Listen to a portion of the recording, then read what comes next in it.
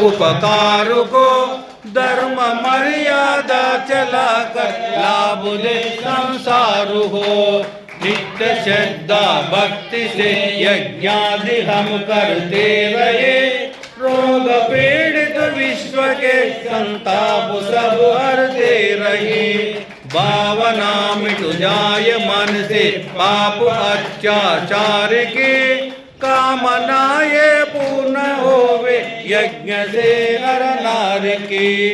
लाभकारी हो हवन हर जीवधारी के लिए, वायु जल सर्वत्र हो शुभ गंध को धारण किए।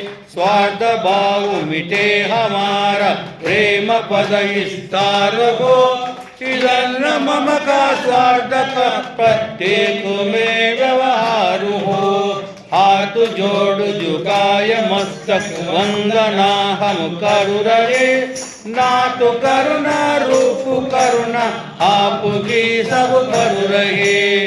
पूजनीय प्रभु हमारे बाबा उज्ज्वल कीजिए, छोड़ देवे चल कपट को मानसिक बल दीजिए, प्रभु मानसिक बल दीजिए।